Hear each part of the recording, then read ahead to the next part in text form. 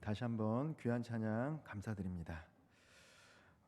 오늘 본문에서는 이 사무엘 선지자 시대에 이스라엘 사람들이 이제 에베네세, 하나님께서 여기까지 도우셨다라는 이름을 가진 이 돌을 세우고 하나님의 은혜를 잊지 않고 기억했던 이스라엘 사람들의 이야기가 오늘 본문 가운데 기록이 되어 있습니다. 사무엘 선지자가 활동했던 시기는 이 사사기 시대이고, 또 이스라엘이 초대 왕정이 세워졌던 매우 혼란과 혼돈이 가득했던 시대였습니다. 앞서서 계속 말씀을 나눴지만 하나님의 영광이 이스라엘을 잠시 떠난 시기도 했습니다. 그러나 이 소망이 이스라엘 가운데 없었던 것은 아닙니다. 왜냐하면 소망의 하나님께서 다시 이스라엘 가운데 함께 하시기로 작정했기 때문입니다. 소망의 근원 되시는 하나님께서는 여전히 살아계시고요, 하나님만이 우리 삶의 소망 되심을 믿고 고백할 때 하나님은 우리들의 삶 가운데 불가능한 것도 가능케 해주시는 줄 믿으시기를 바랍니다. 사람들의 눈에는 불가능해 보이는 일을 하나님은 믿음의 사람들을 통해서 가능케 하시는 분이십니다. 특별히 이 빼앗긴 언약궤가 이스라엘 땅으로 돌아오는 그 일련의 과정들을 이스라엘 백성들은 주목하게 되었습니다. 언약궤가 베세메스의 그 두 암소를 통해 돌아오는 그 모든 과정을 지켜봤기 때문에 아마 그 과정을 봤던 이 목격자들, 증인들을 통해서 회자되는 그 일련의 사건들은 이스라엘 백성들, 그 사람들 마음 가운데 영적인 변화를 초래했던 것 같습니다. 오늘 본문을 다 읽지는 않았지만 2절에 보면 이스라엘 온 족속이 여호와를 사모했다라고 합니다. 언약궤가 돌아오니까 이스라엘 백성들의 마음 가운데 잃어버렸던 하나님에 대한 사랑이 이제 회복되기 시작한 것이죠. 하나님, 말로만 들었던 그 하나님, 스스로 일하시는 그 하나님, 믿음의 사람들과 함께 하시는 하나님에 대한 그 사모함이 이스라엘 백성들 가운데 솟게 된 것입니다. 그리고 이러한 때 여호와의 백성을 백성답게 거룩한 삶으로 열매 맺기 위한 이 사무엘의 지도력이 나타납니다. 리더십이 나타납니다. 오늘 본문 7장 3절과 4절 말씀, 길긴 하지만 같이 한번 읽어보도록 하겠습니다. 사무엘이 이스라엘 온 족속에게 말하여 이르되 만일 너희가 전심으로 여호와께 돌아오려거든 이방 신들과 아스다롯을 너희 중에 제거하고 너희 마음을 여호와께로 향하여 그만을 섬기라. 그리하면 너희를 블레셋 사람의 손에서 건져내시리라. 이에 이스라엘 자손이 바알들과 아스다롯을 제거하고 여호와만 섬기니라. 아멘. 사무엘은 영적으로 매우 민감했던 사람입니다. 이스라엘 사람들의 마음 가운데 이 변화를 감지하자 이제 사람들에게 두 가지를 요청하는데 무엇입니까? 3절과 4절에 나왔던 것처럼 이방 신들을 제거하라는 것이죠. 그리고 그들의 마음을 여호와께로 슈브, 돌이키라, 회개하라라는 것입니다. 이스라엘은 여호와 하나님만을 섬겼던 것이 아니라 특별히 이 가나안의 토착 신들이었던 이 바알과 아스다롯이라는 이 신을 섬겼습니다. 이 바알이라는 신은 뜻이 주인이라는 뜻이죠. 풍요의 신입니다. 이 농경 문화 가운데 있던 이 가나안 토착민들은 이 바알 신을 섬겼습니다. 그리고 이 바알 신의 아내가 아스다롯이죠. 이 쾌락의 여신입니다. 나중에 이제 솔로몬은 이 아름다운 성전을 짓고 그 성전에서 이방 여인들을 맞이해서 섬겼던 신 중에 하나가 바로 이 아스다롯입니다. 즉 가나안 초기부터 왕정이 시작될 때까지도 여전히 이스라엘 사람들은 하나님을 섬김과 동시에 가나안과 아스다롯과 같은 이 토착 신들을 섬기고 있었다라는 것이죠. 그들의 필요로 위해서 섬겼습니다. 이 신들을 섬길 때 이 농사가 잘 될 것이다라는 이 주변 사람들의 이 믿음을 알았기 때문에 이스라엘 백성들도 그 토착 신들을 섬겼던 것 같습니다. 근데 이때 사무엘은 이스라엘 백성들에게 결단을 요구하고 있는 것이죠. 너희들이 이제 이 신들을 섬기지 마라, 제거하라라고 하는 것입니다. 영적인 흐름을, 그 흐름의 변화를 감지했습니다. 그리고 이어서 대각성 기도회를 미스바라는 곳에서 개최하게 됩니다. 미스바라는 곳에서 대각성 기도회를 개최하게 됩니다. 제가 이제 신학교를 장신대를 졸업을 했는데 신학교에 가면 이제 미스바 광장이라고 있습니다. 조그만 광장이죠. 미스바 광장. 거기서 이제 이스라엘 사람들이 회개의 기도를 했다라는 것입니다. 많은 사람들이 모여서 기도회를 열었습니다. 특별히 여호와 앞에서 물을 붓고 종일 금식하며 기도했다라고 합니다. 그냥 기도했던 것이 아니라 물을 붓고 기도했습니다. 물을 쏟듯이 그들을 채우고 있던 이 죄악들을 하나님 앞에 낱낱이 고백하며 기도했고, 또 물을 쏟듯이 눈물을 흘리며 진정으로 하나님 앞에 회개하며 금식하며 기도했습니다. 놀라운 일들이 일어난 것이죠. 어제까지만 하더라도 하나님을 섬겼지만 다른 이방신들을 동시에 섬겼던 사람들이 한 영적 지도자의 권면 아래서 함께 기도회로 모였고, 그 기도회를 통해서 죄를 고백하는 놀라운 일들이 이루어지게 됐습니다. 그렇다면 이런 놀라운 일들이 이루어졌으면 하나님께서 뭔가 평안하고 그들에게 더 행복한 삶으로 나아가게 하면 참 좋을 텐데, 오늘 본문 말씀을 자세히 읽어보면 이런 회개와 이 기도 속에서 이 블레셋 사람, 즉 영적으로 이 사탄 권세가 이스라엘 백성, 하나님의 자녀들을 공격하는 것들이 기록이 됩니다. 방해를 하는 것이죠. 이제 회개하고 결단하고 또 하나님 앞에 더 가까이 나아가려고 하는 이스라엘 사람들을 공격하는 이 블레셋 사람들이 보여지게 되는 것입니다. 물이 이제 액체인 물이 이 기체가 되기 위해서는 섭씨 100도씨까지 끓어야 됩니다. 90도, 99도 되더라도 물은 여전히 액체로 남아 있죠.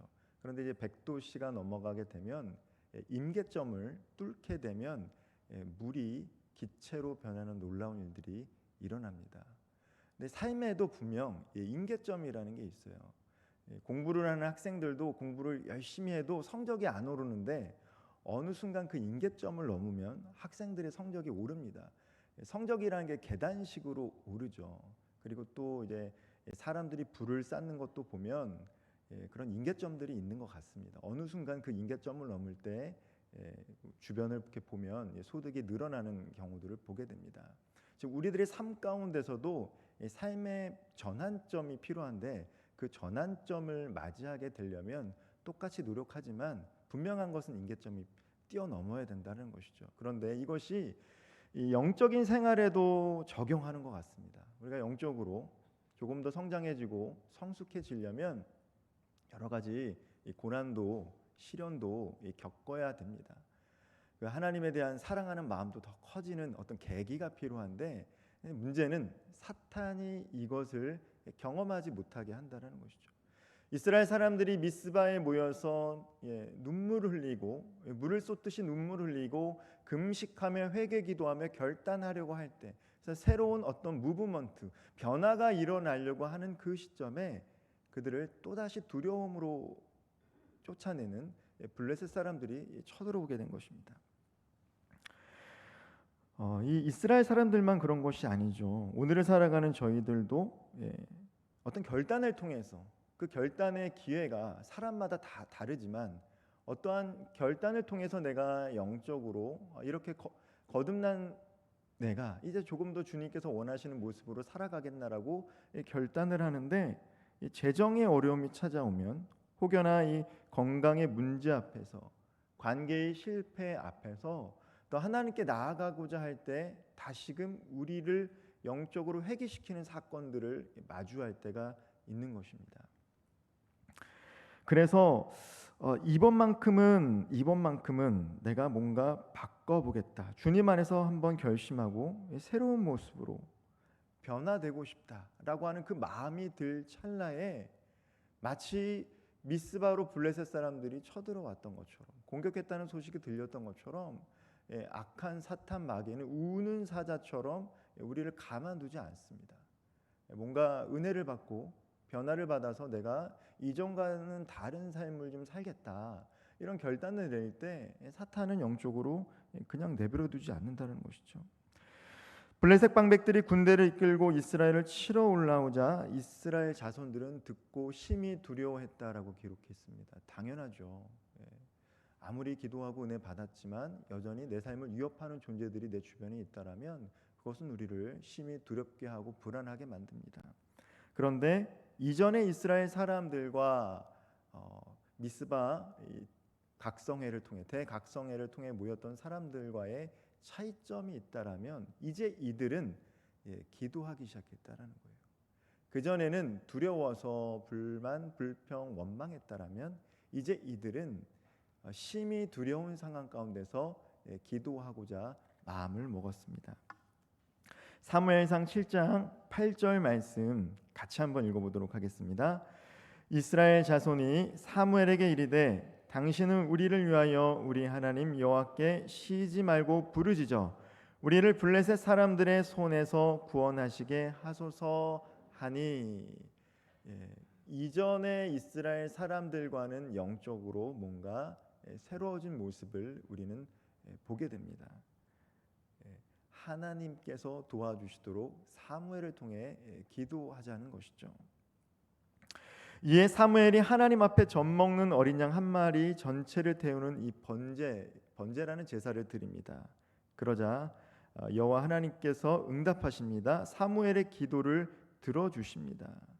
이 홈리와 비느와스와 이전의 사람들이 언약궤를 가지고 하나님 앞으로 나오고자 할 때는 아무 일들이 일어나지 않았는데 그냥 젖먹는 어린 양 한 마리를 태웠음에도 불구하고 하나님께서 응답해 주시는 이 사건을 통해서 우리는 특별히 하나님과 깊은 관계와 교제 속에서 특별히 하나님과 소통하고자 하는 사람들을 통해서 하나님이 일하시는 것들을 보게 된다는 것이죠.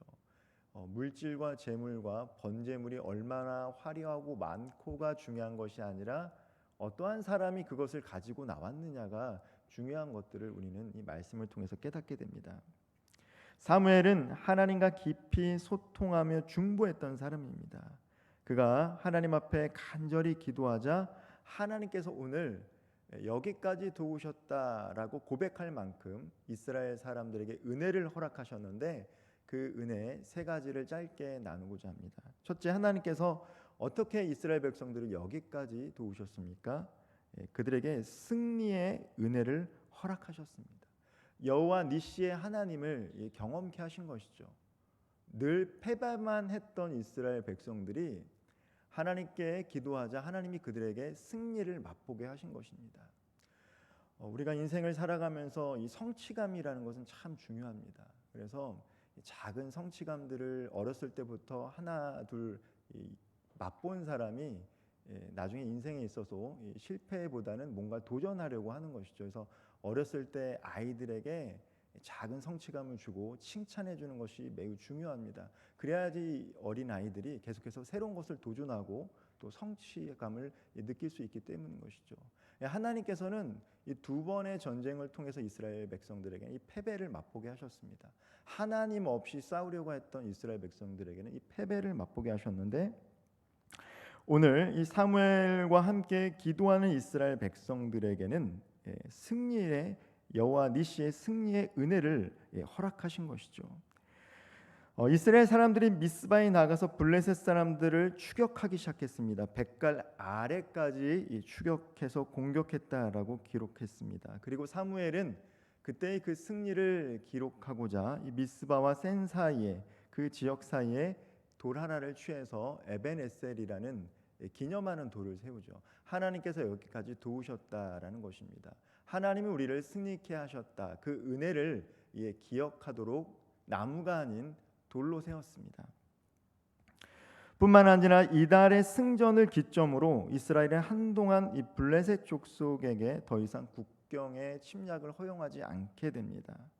사무엘이 이스라엘을 다스리는 내내 여호와 하나님께서 블레셋을 막아주신 것이죠. 승리를 경험하게 되는 것입니다. 이스라엘과 이 블레셋과의 전쟁뿐만 아니라 우리들의 삶 가운데 경험하는 크고 작은 모든 영적인 전쟁도 하나님과 함께 하시면 반드시 승리하게 되시는 줄 믿으시길 바랍니다.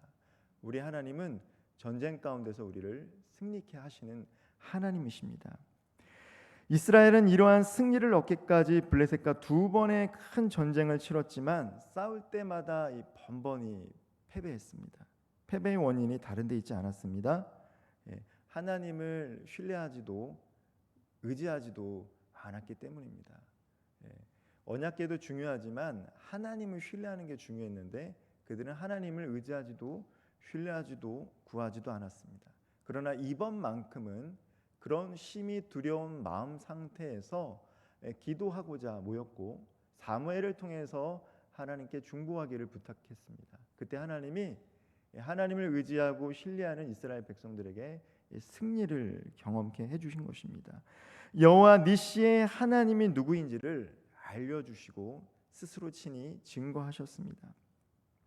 하나님께서 미스바에 모은 이스라엘 백성들을 위해 큰 우레로 쌓아주신 것처럼 하나님께서 우리 성도님들의 가정과 직장과 일터 그리고 우리 교회와 한국 교회와 이 나라와 이 민족을 반드시 지켜주실 줄 믿습니다.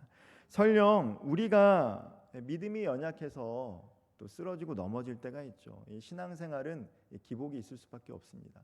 넘어지고 쓰러져도 그러나 믿음의 주에 온전케 하신 주님을 바라보고 또 주님께서 우리와 함께 하심을 믿고 나아가면 하나님은 싸워 패배할 때도 있지만 마침내 우리의 삶 가운데 반드시 승리를 주실 줄 믿으시기를 바랍니다.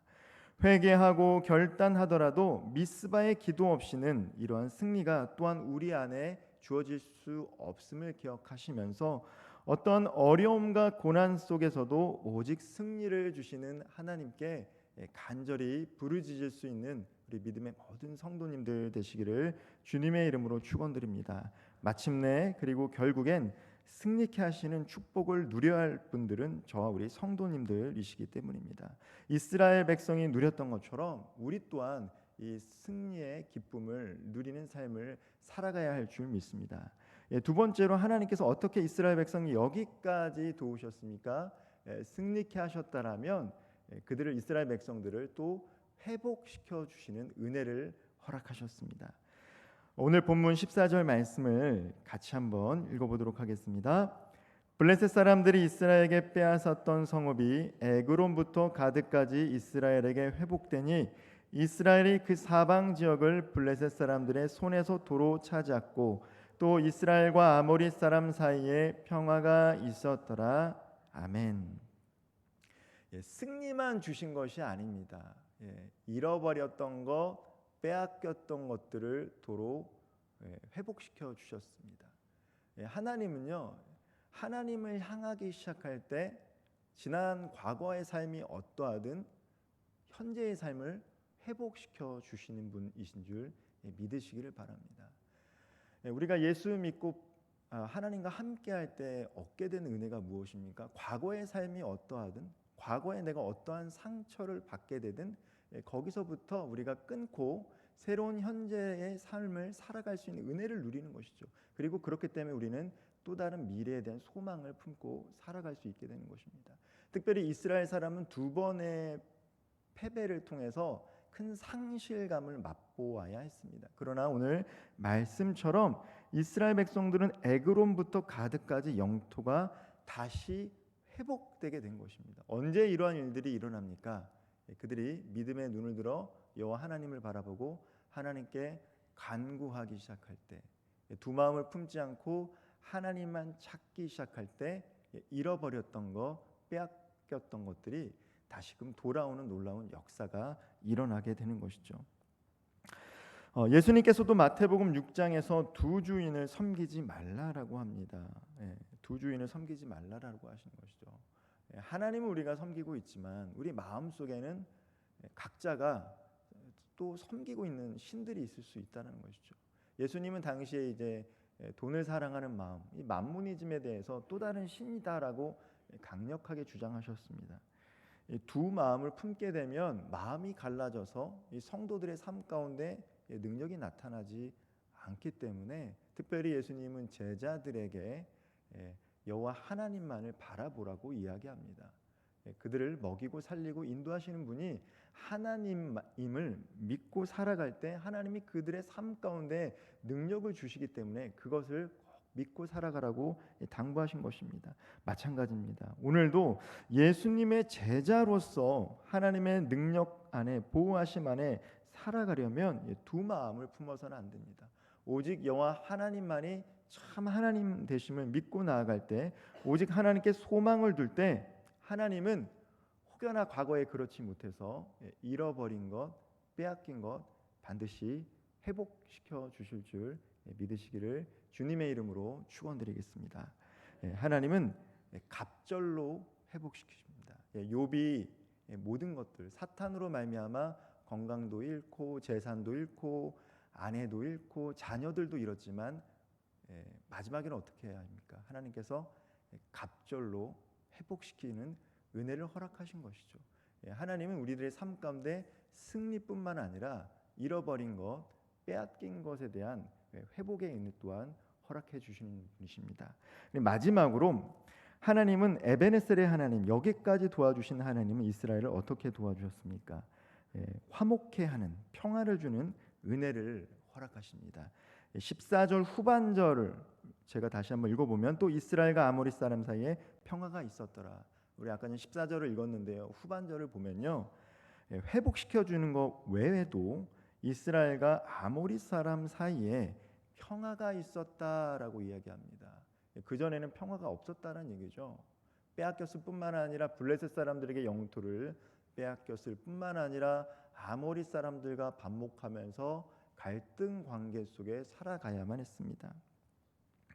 그러나 그들이 마음을 하나님께 돌이킬 때 하나님은 아모리 사람과도 화목케 하는, 평안케 하는 평화, 샬롬의 은혜를 그들에게 허락하셨다라고 합니다. 지금도 이 세상 곳곳에서는 전쟁과 테러로 인해 많은 사람이 두려움과 공포에 떨며 죽음을 또 경험하기도 합니다. 그러나 이를 위해서 많은 나라와 국가, 민족 간의 국제기구와 정치적, 경제적 협력이 일어나지만, 그러나 이러한 노력에도 불구하고 평화를 경험하기가 참 어렵습니다. 인류사를 돌아보면 전쟁이 없는 때가 거의 없었다는 것이죠. 민족과 국가 간의 평화뿐만 아니라 우리가 마주하는 삶의 자리에서 만나는 사람들과의 관계에서 그 관계 속에서 평화를 누리는 것도 사실은 쉽지 않습니다. 우리가 이 직장 생활, 사회 생활, 사람들과의 삶을 살면서 어려운 게 왜 어렵습니까? 일 때문에 어려운 게 아니죠. 물론 일이 어려울 수도 있고 힘들 수도 있습니다. 그러나 그 일들을 해 나가는 데 있어서 이 사람들과의 생기는 이 마찰, 갈등, 이런 것으로 인해서 우리는 가정에서나 혹은 직장과 일터에서 어려움을 겪기도 합니다. 혹여나 우리가 주님의 일을 하는 교회 안에서도 이 성도들 간의 어려운 경험이 왜 생깁니까? 주님의 일을 하면서 겪게 되는 갈등이 있을 수 있다라는 것이죠. 그런데 하나님은 놀랍게도 이 문제를 해결하는 방법이 하나님께로 마음을 돌릴 때, 이방신들을 제거하고 온전히 하나님께로 마음을 돌릴 때 하나님께서 승리와 잃어버린 것들을 회복시키는 은혜와 더불어서 사람들 사이의 그 관계 속에서 평안을 누리는 은혜를 허락하신다라고 약속하셨습니다. 잠언 16장 7절 말씀을 함께 한번 읽어보도록 하겠습니다. 사람의 행위가 여호와를 기쁘시게 하면 그 사람의 원수라도 그와 더불어 화목하게 하시느니라. 인간관계의 핵심이 있습니다. 특별히 성도들 가운데 갈등으로 인해서 스트레스 받을 때 우리는 저 사람과 어떻게 이 문제를 해결할까 초점을 맞춥니다. 어떻게 하면 저 사람의 마음에 들 수 있을까? 어떻게 하면 저 사람과 마찰을 피할 수 있을까? 그런 생각을 할 수밖에 없죠. 그러나 하나님의 말씀 우리들에게 어떻게 이야기합니까? 하나님께서 기뻐하시는 행위를 하고 삶을 살아가면 심지어 원수와도 친하게 화목하게 지낼 수 있게 될 것이라고 하나님이 이 은혜의 말씀으로 약속하십니다. 하나님을 기쁘시게 하는 삶을 살아갈 때 우리 삶 가운데 평안과 평화가 찾아오게 되는 줄 믿으시기를 바랍니다. 이것이 이스라엘을 여기까지 인도하신 하나님의 은혜라는 것이죠. 말씀을 좀 마무리하도록 하겠습니다. 사무엘은 이스라엘 백성들에게 승리와 회복, 그리고 평화를 허락하신 하나님의 은혜를 기억하고자 미스베와 센 사이에 돌을 세워서 여기까지 하나님께서 도우셨다라는 이 기념의 돌 에베네셀을 돌을 세웠습니다. 이 돌을 세워 기념하는 것은 자신의 세대뿐만 아니라 후세대를 기억하기 위함입니다. 우리가 이 과거에 하나님께서 베풀어 주신 은혜를 기억해야 할 이유이기도 합니다.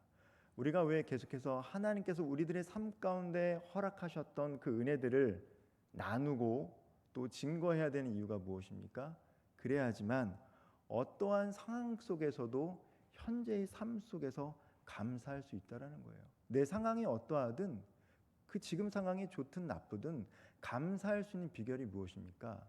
이전에 내 삶 가운데 함께 하셨던 그 하나님, 나의 삶을 승리로 이끌어 주셨고 잃어버린 그 상황 속에서 회복의 은혜를 주셨고 그리고 그 어려운 갈등과 반목의 상황 속에서도 화목해 하셨던 그 하나님의 은혜를 경험했기 때문에 오늘 우리는 여전히 패배하더라도 빼앗겼더라도 갈등과 다툼 속에 있다 할지라도 현재의 삶 속에서 그 과거의 기억을 가지고 감사할 수 있게 되는 것입니다. 그리고 오늘 우리가 감사할 수 있기 때문에 어떠한 상황 가운데도 감사할 수 있기 때문에 미래에 대해 또 다른 소망을 품고 삶을 살아가게 되는 것입니다.